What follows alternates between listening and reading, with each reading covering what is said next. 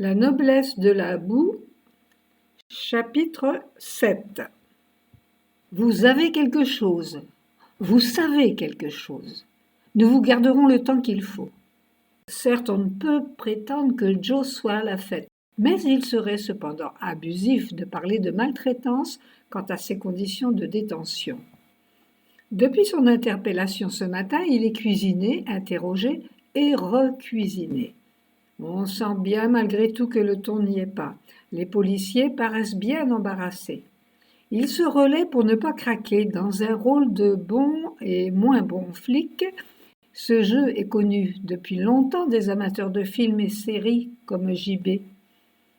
Il leur faut rester calme, ménager ce seul témoin qui pourrait bien être du genre susceptible. Ils doivent éviter de le brusquer et qu'il ne se referme irrémédiablement comme un coquillage. Les agents n'ont pas la carrure, manquent d'expérience. Ils se demandent bien quelle méthode employer face à un tel spécimen, si difficile à cerner, hors norme.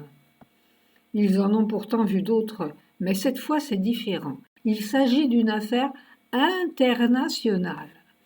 Un peu comme s'ils questionnaient un sourd-muet ou un extraterrestre. Ils ne savent pas trop quelles questions poser ni quel ton adopter. Ils scandent leur impuissance, tapant de leurs doigts le rebord du bureau. Ils ne semblent même pas espérer de réponse et traitent JB avec respect, persistant à se dire « il est fort le monsieur ». Bref, nous n'avons guère évolué. Tous autour de lui se penchent attentifs à ses moindres soupirs et battements de cils. Ils ont tout tenté pour le mettre en confiance, allant même jusqu'à lui offrir un café. Tout ce qu'il sait, il leur a dit généreusement. À la question nom et prénom, il a assuré. Pour le reste, il ne comprend rien. Qui est George David, alias le Pouffin ? Joe vient tout juste de faire le rapprochement et de comprendre qu'il s'agit du brave type avec qui il a joué aux fléchettes toute la journée d'hier. Il est mort, il a été sauvagement assassiné. Par qui ? Pourquoi ? Joe retourne les questions aux enquêteurs, si persuasif que c'en est déroutant. Il explique désolé qu'il ne s'était pas présenté. Joe appelait le Pouffin camarade et ce dernier avait baptisé Joe mon ami. Ça se passe ainsi dans les bars, messieurs les enquêteurs. S'il possédait quoi que ce soit, ces imbéciles de flics auraient trouvé. À son arrivée au poste, ils ont vidé ses poches. Puis ils l'ont fait déshabiller totalement. Il a ensuite subi une fouille réglementaire. Ils ont examiné sa dentition, ses oreilles, puis ils sont allés voir là où personne n'imaginerait cacher une statue de terre cuite. L'endroit le plus intime de son anatomie que lui-même ne connaît pas. Quant à savoir quelque chose, il n'a rien de plus à dire. Il s'est montré coopératif en déclinant sa véritable identité. Il a également raconté que son passeport n'a pas été tamponné lors de son passage à la frontière. D'ailleurs, il ne l'a plus. Peut-être lui a-t-on fauché, à moins qu'il ne l'ait perdu. Oui, il sait, c'est difficile à croire. Mais c'est comme ça, c'est la vérité, ça arrive.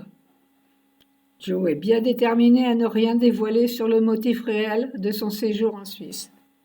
Il lui est égal de passer un jour ou deux au trou, mais plutôt mourir que de renoncer aux 300 000 francs des statuts. D'ailleurs, le mot n'a jamais été prononcé. La seule chose que l'on puisse lui reprocher, c'est d'avoir vraiment pris une sacrée biture la veille. Voilà son seul crime. Il s'en accuse et s'en confesse, sachant que les policiers trouveraient plus de motifs de répréhension rien qu'en faisant le tour de sa Mercedes. À part les désagréments de la fouille et le fait que, bien sûr, il préférerait être ailleurs, on ne peut pas dire que les choses se passent mal. Il lui semble même être traité avec ménagement, avec des messieurs qui donnent à son patronyme une consonance presque supportable à ses oreilles, comme s'il s'agissait d'une personne autre.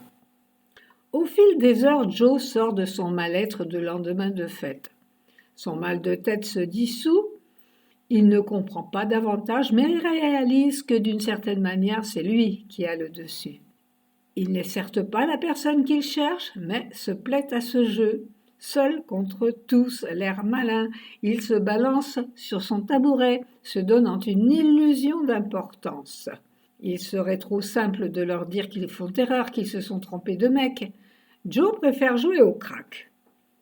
Malgré son esprit embrumé, il sait précisément jusqu'où il peut aller dans ses échanges. Il sait également ce qu'on ne lui fera pas dire.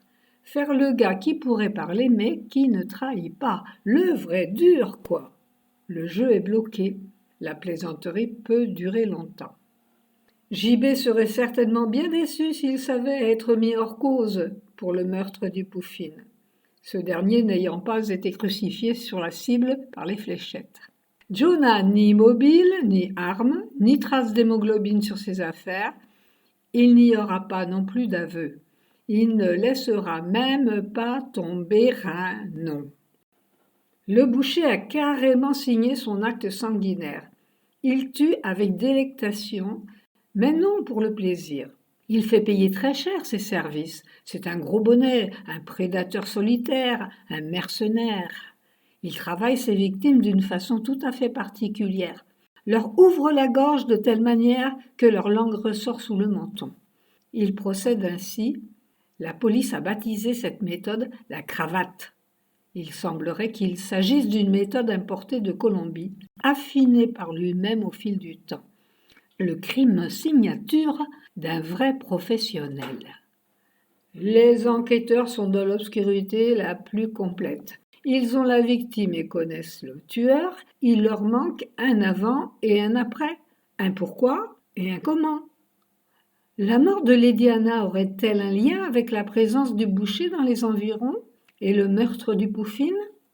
La police guette l'ombre d'une lueur de supposition, un tout petit rien. Ils comptent sur leur unique témoin pour remonter la filière. Ils espèrent encore le voir se relâcher et se dévoiler, le monsieur.